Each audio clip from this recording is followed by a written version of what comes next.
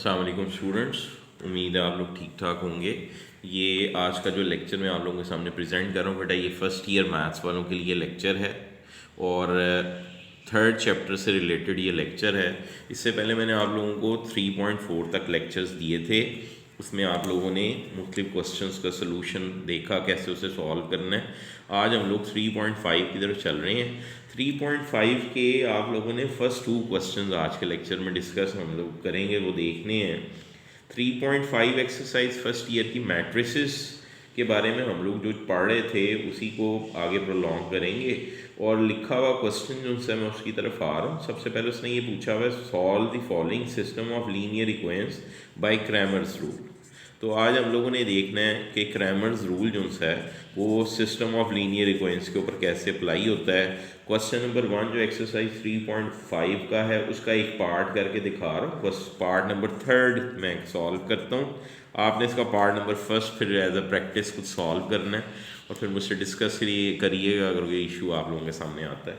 Okay जी, question की तरफ चलते हैं। क्वेश्चन है मेरे पास 2x1 minus x2 2x1 minus x2 और उसके बाद से लास्ट है प्लस x3 और इज इक्वल टू 8। दूसरी जो इक्वेशन है बेटा वो है x1 plus 2x2 plus 2x3 is equal to 6।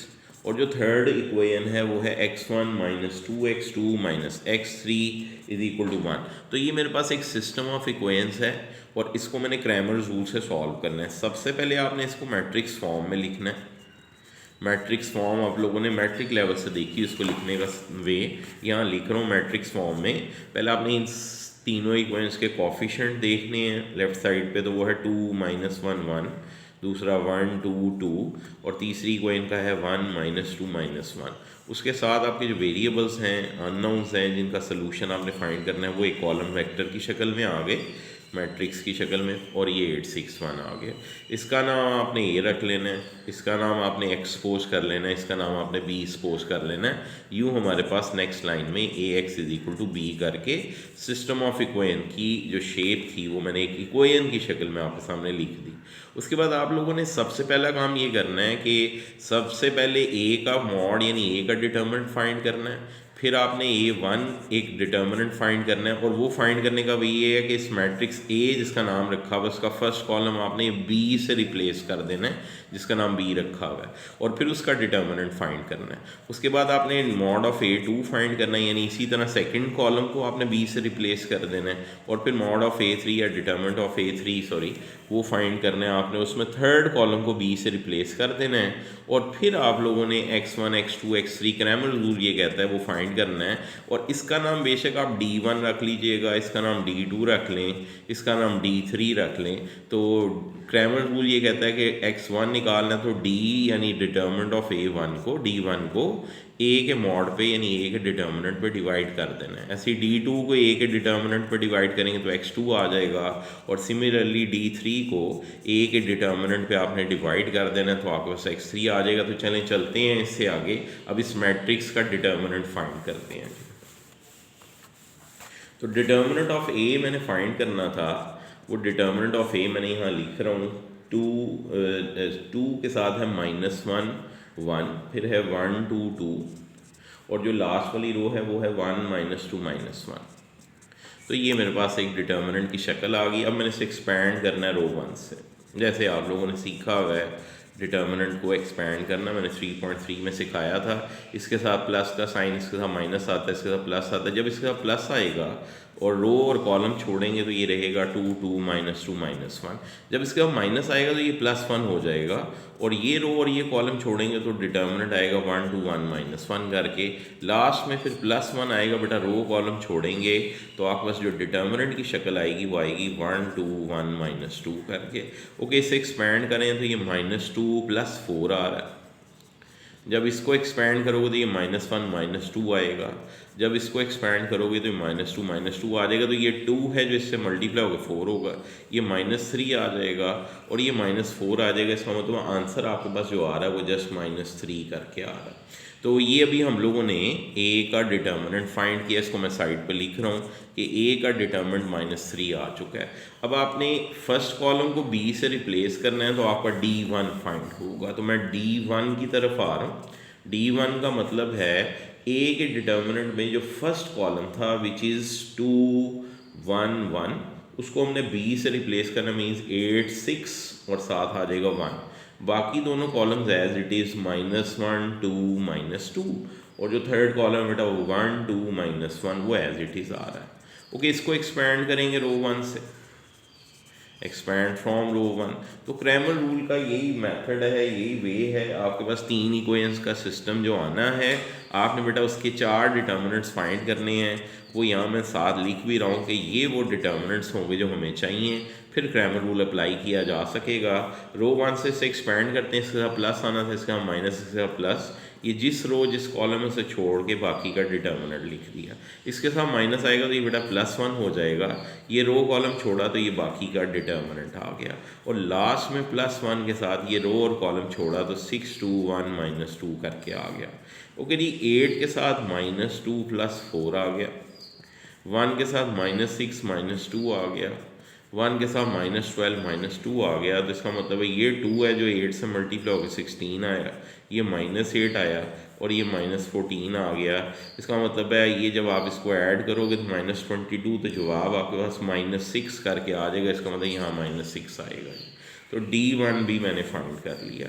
Okay जी, अब D2 और D3 फाइंड करना है, तो D2 की तरफ आ रहा हूँ। D2 का वे यही है कि आपने सेकंड कॉलम जो ए का था उसको बी से रिप्लेस करना है। सेकंड कॉलम आएगा 8 6 1 करके, फर्स्ट कॉलम वही रहेगा 2 1 1, और जो थर्ड कॉलम बेटा वो वही 1 2 -1। इसको भी एक्सपैंड करेंगे, expand from row 1।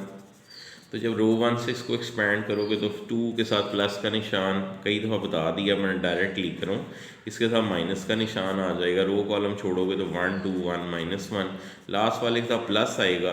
Row column skip करोगे तो ये आपके पास वैल्यू आ जाएगी। तो ये -6 -2 आ रहा है, उसके बाद बेटा ये -1 -2 आ रहा है, 1 के साथ ये 1 -6 आ रहा है, ये -8 था विच इज़ बिकम -16, ये माइनस था -3 और ये मल्टीप्लाई हो गया +24 और ये -5 आ गया। तो इसका मतलब जब इसे ऐड करोगे तो आंसर +3 के बराबर आ जाएगा। तो ये तो हुआ थर्ड, आपके पास जो D2 है वो आपने फाइंड कर लिया, और जब D2 फाइंड कर लोगे तो अब आपने लास्ट काम करना है, D3 फाइंड करना है जी। तो D3 की तरफ आ रहा हूँ। तो D3 फाइंड करने का भी उसी तरह वे है D3 का, कि आपने फर्स्ट 2 कॉलम्स को चेंज नहीं करना, 2 1 1 एज इट इज़, उसके बाद -1 2 -2 एज इट इज़, और थर्ड कॉलम की जगह आपने 8 6 1 को रिप्लेस कर देना है और इसे एक्सपैंड करना है रो 1 से जी। किसी भी रो या किसी भी कॉलम से बहरहाल एक्सपैंड हो सकता है। रो 1 से कर रहा हूँ, ये रो और कॉलम छोड़ा तो 2 6 -2 1 आ गया, इसके साथ ऑब्वियसली प्लस आएगा तो ये 1 6 1 1 आ जाएगा। 8 के साथ रो कॉलम छोड़ा तो 1 2 1 -2 आ जाएगा। वैसे एक्सपैंड करते ही आएगा 2 + 12, ये 1 के साथ बेटा 1 -6, 8 के साथ -2 -2 आ रहा है, तो ये 14 है जो 2 से मल्टीप्लाई हो गया 28, ये -5 आ गया 1 से मल्टीप्लाई हो गए, ये -4 था जो 8 से मल्टीप्लाई हो गया -32 आ गया। तो इसका मतलब ये हुआ -37, और ये आपके पास 28 लिखा हुआ था, तो इसका मतलब है यहाँ -9 आ जाएगा। तो ये आपके पास चारों डिटर्मिनेंट्स आ चुके हैं जो मैंने आपके सामने लिखे हैं, और अब हम लोग क्रैमर रूल के फॉर्मूले को यूज़ करते हैं। Now use Cramer's rule. तो क्रैमर्स रूल ये कहता है कि आपने अगर x1 निकालना है, unknowns x1 x2 x3 find करने हैं, तो आपने जो D1 फाइंड किया उसको a के डिटर्मिनेंट पे, D2 को a के डिटर्मिनेंट पे और a के, और D3 को बेटा a के डिटर्मिनेंट पे डिवाइड कर दोगे तो आपके पास ये अननोन्स आ जाएंगे। फिर आप सोल्यूशन सेट लिख दीजिएगा। बहरहाल यहाँ मैं लिख रहा हूँ कि आपके पास जो वैल्यू थी वो -6/-3, तो +2 आ गई। उसके बाद ये 3/-3, तो बेटा वो आ गई -1, और जब -9 को -3 पर डिवाइड किया तो +3 आ गया।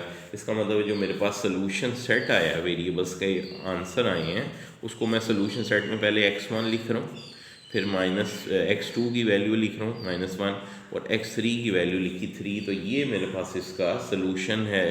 जैसे मैंने आपके सामने थर्ड पार्ट को प्रोड्यूस किया है, आप लोगों ने इसका फर्स्ट और सेकंड पार्ट इसी तरह प्रोड्यूस करना है। ये क्वेश्चन 1 था जिसे मैंने क्रैमर रूल से सॉल्व किया है और अब मैं क्वेश्चन 2 की तरफ आ रहा हूँ। अगर ये क्वेश्चन नंबर जो 2 है, अगर आप बुक से इसको टैली करोगे तो उसमें उसने लिखा हुआ है कि आपने मैट्रिसेस को यूज़ करना है, सॉल्व करना है क्वेश्चंस को, यूज़ मैट्रिसेस। तो जब आपके पास ये वर्ड आया करेगा सिस्टम ऑफ इक्वेशंस को मैट्रिसेस के मेथड से सॉल्व करें to solve given system of equations, तो इसका मतलब वो एक्चुअल में ये कह रहा है कि आपने इसे एडजॉइंट मेथड के ज़रिए सॉल्व करना है। जैसे मैंने आप लोगों को इन्वर्स निकालना सिखाया था एडजॉइंट के मेथड से, आपने यहाँ वो मेथड अडॉप्ट करना है। तो अब मैं इस क्वेश्चन को सॉल्व करता हूँ, इसके भी कुछ पार्ट्स हैं, तो मैं आपके सामने बेटा इसका सेकंड पार्ट सॉल्व करके दिखा रहा हूँ। आप इसके रिमेनिंग पार्ट्स को एज इट इज़ प्रैक्टिस करिएगा। पहली इक्वेशन है 2x1 + x2 + 3x3 = 3 करके। दूसरी इक्वेशन है x1 + x2 - 2x3 और =0 करके। और जो लास्ट वाली इक्वेशन है वो है -3x1 - x2 + 2x3 =-4। तो ये मेरे पास पहला क्वेश्चन है जो मैं आपके सामने सॉल्व कर रहा हूँ। इसको सबसे पहले मैट्रिक्स फॉर्म में लिखते हैं, जैसे भी मैंने पिछले क्वेश्चन में भी इसको मैट्रिक्स फॉर्म में लिखा था। बेटा ये मैट्रिक्स फॉर्म लिखोगे तो आपके पास पहले इक्वेशन जो थी उसके कोफिशिएंट 2 1 3 आ गया, फिर 1 1 -2 आ गया, फिर -3 -1 2 आ गया, यहाँ x1 x2 x3 आ जाएगा और यहाँ 3 0 -4 आ जाएगा। इसका नाम a रखना है, इसका नाम x रखना है और इसका नाम b रखना है और हमारा टारगेट है x फाइंड करना। तो जैसे आपने 9th क्लास में भी ये बातें सीखी नहीं है, फर्स्ट ईयर में भी ऐसे ही है। आपने इक्वेशन लिखी ax = b। अब यहाँ से कुछ स्टूडेंट्स को बेटा ये डायरेक्ट लिखते हैं कि x = a इनवर्स b, लेकिन उनको ये नहीं पता कि ये आया कैसे है। तो मैं इसको प्रॉपर एक्सप्लेन कर रहा हूँ कि ये इक्वेशन कैसे आती है। कि आप लोगों ने सबसे पहले a को उड़ाना है, a को गायब करना, तो उसके इन्वर्स से प्री मल्टीप्लाई किया।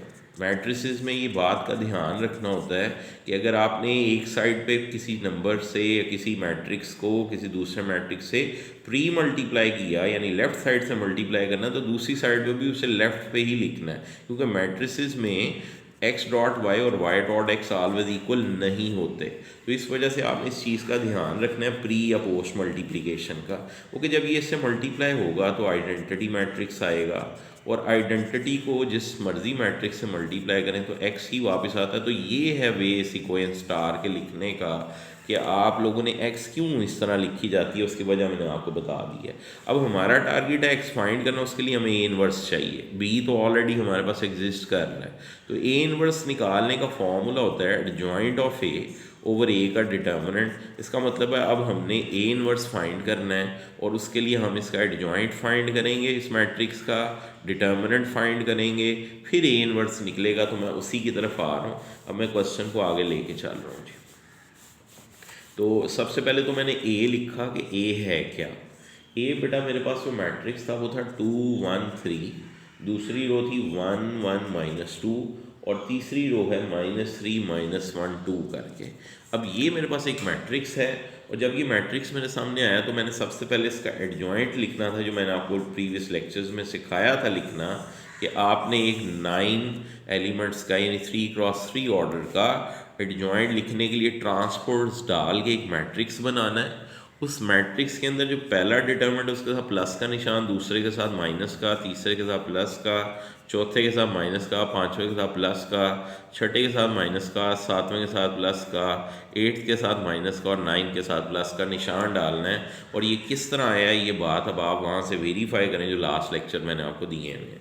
ओके जी, इस एलिमेंट की दफ़ा रो कॉलम छोड़ के बाकी का डिटर्मिनेंट लिखा, ये मैंने यहाँ लिख दिया। इसकी दफ़ा भी रो कॉलम छोड़ा तो डिटर्मिनेंट आएगा 1 उसके बाद -2, फिर आएगा बेटा -3 और 2 करके। जो थर्ड वाला है रो कॉलम छोड़ोगे तो 1 1 और फिर -3 -1 आ जाएगा। ये वाले एलिमेंट की दफ़ा इस रो और इस कॉलम को छोड़ोगे, जब इस रो और इस कॉलम को छोड़ोगे तो आएगा 1 3 -1 2।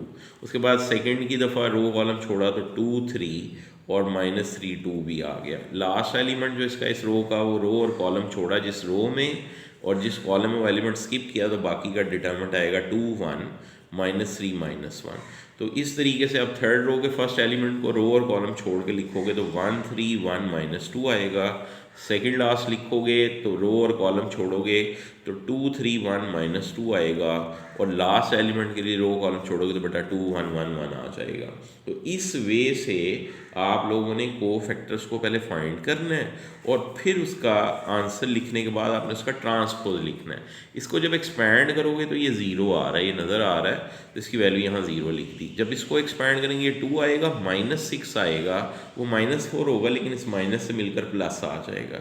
इसका मतलब नेक्स्ट एलिमेंट ये आएगा। फिर -1 +3 करोगे तो ये 2 आ जाएगा। उसके बाद सेकेंड रो -5 13 और 1 -1 नज़र आ रही है, 2 है +3 है तो -5 आ गया। ये 4 + 9 तो ये 13 आ गया। -2 + 3 +1 आना था लेकिन साथ माइनस की वजह से -1 आ गया।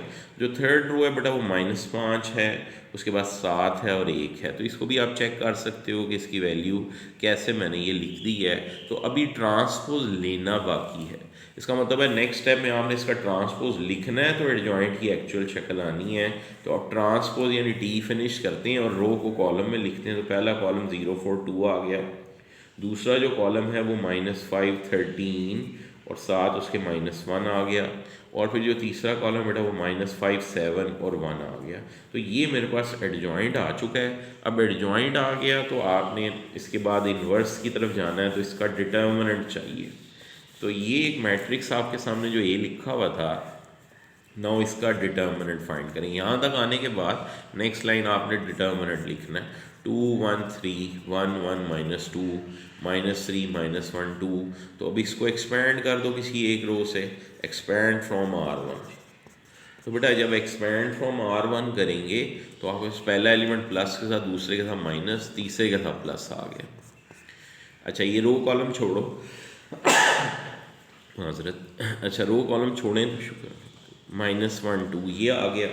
उसके बाद इस एलिमेंट की रो कॉलम छोड़ा तो 1, ये 1 है, फिर -2 है, -3 और 2 आ गया। रो कॉलम छोड़ा,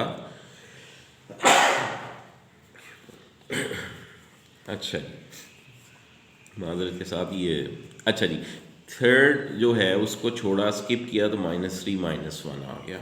अच्छा नेक्स्ट नंबर पर 2 के साथ बेटा ये 2 और -2 किया तो ये 0 आ गया। -1 के साथ ये 2 -6 किया तो -4 आ गया, और +3 के साथ बेटा ये -1 + 3 है तो 2 आ गया। इसका मतलब आंसर आ रहा है 4 + 6 विच इज़ 10। तो डिटर्मिनेंट भी हमने फाइंड कर लिया है। अब हम इन्वर्स की तरफ आएंगे। ये आपके सामने मैंने सॉल्व किया हुआ है, इसको आप टैली कर सकते हो। तो नेक्स्ट स्टेप की तरफ मैं आ रहा हूँ। तो यूँ हम लोगों ने अब इन्वर्स की तरफ आना है। इन्वर्स का फार्मूला एडजॉइंट ओवर ए का डिटर्मिनेंट करके लिखते हैं। तो इसका मतलब ये 1/10 ऐसे ही रहने दो, साथ जो एडजॉइंट है वो 0 -5 -5 4 13 7 2 -1 1 करके आ गया। तो ये इन्वर्स है। अब ज़रा इक्वेशन स्टार देखो जो मैंने स्टार्ट में बताई थी, उसको देखो तो वो था x = a inverse multiply by b। A inverse की जगह तो ये जो भी मैंने फाइंड किया वो लिख रहा हूँ, 0 -5 -5 4 13 7 और 2 -1 1। जो b आपके पास था वो था 3 0 -4। अब हम इन्हें आपस में मल्टीप्लाई करेंगे तो हमारे पास x का आंसर फाइंड होगा, जो हमारा सोल्यूशन होगा। तो इसको आपस में बेटा मल्टीप्लाई कर रहा हूँ। देखो 1/10 बाहर ही पड़ा रहने दिया। फर्स्ट रो फर्स्ट कॉलम से मल्टीप्लाई, पहला एलिमेंट पहले से तो वो 0 आया, प्लस दूसरा दूसरे से वो भी 0 आ गया, प्लस तीसरा तीसरे से वो +20 आ गया। सेकेंड रो फर्स्ट कॉलम से तो 4 3 12 आ गया, फिर 0 आ गया, -28 आ गया। तो ये मेरे पास आ रहा है। अच्छा उसके बाद जो लास्ट वाली है वो 6 आ रहा है। पहले 6 के बाद उनसे 0 आ रहा है, +0 कर दिया और लास्ट में -4 आ गया जी। तो ये मेरे पास शेप आ रही है और ये ऊपर 20 है जब 10 से, ये चलें अभी इसको ऐसे लिखते हैं, पहला 20 एलिमेंट आ रहा है, दूसरा -16 आ रहा है, तीसरा जो एलिमेंट है वो 2 आ रहा है। जब वो 10 पर डिवाइड करोगे तो पहला 2 आ जाएगा, जब इसको 10 पर डिवाइड करोगे तो ये -8/5 आ जाएगा, इसको करोगे तो ये 1/5 आ जाएगा। और ये x एक्चुअल में है क्या था, x था बेटा x1 x2 और x3 था। इसका मतलब ये हुआ कि आपके पास ये चीज़ अब x1 x2 x3 आ गई, और अगर दो मैट्रिसेस इक्वल होते हैं तो उनकी एंट्रीज इक्वल होती हैं, लिहाजा पहला एलिमेंट जो है वो 2 के बराबर है, दूसरा एलिमेंट जो है वो -8/5 के इक्वल है, और जो थर्ड एलिमेंट है वो 1/5 के इक्वल है। और जब आप इसको ऐसे लिख लोगे तो उसके बाद आपने इसका सलूशन सेट लिखना है। जैसे मैंने आपको बताया था, सॉल्व करने का मतलब आप सलूशन सेट लिखोगे, पहला एलिमेंट x1, दूसरा x2 है और तीसरा x3 था। तो ये वे था इन क्वेश्चंस को सॉल्व करने का। आज के लेक्चर में मैंने आप लोगों के सामने दो क्वेश्चंस इस एक्सरसाइज 3.1 के उनका सलूशन फाइंड किया है। एक क्वेश्चन नंबर 1 है और एक क्वेश्चन नंबर 2 है। तो जो लास्ट काफ़ी ईयर्स से जो प्रैक्टिस देखी जा रही है, जो पेपर के पॉइंट ऑफ व्यू से बात कर रहा हूँ, वो ये है कि इस एक्सरसाइज में से ये दो क्वेश्चंस ही अमूमन डिस्कस किए जाते हैं। हम लोगों ने जो ये क्वेश्चन सॉल्व किए हैं ये इनफ हैं इस एक्सरसाइज के लिए, आपने इन्हीं की प्रैक्टिस करनी है। नेक्स्ट लेक्चर में फिर इंशाल्लाह फर्स्ट ईयर के बारे में मज़ीद बातें लेके सामने आऊँगा इंशाल्लाह। फिर बात होती है। टेक केयर, अल्लाह।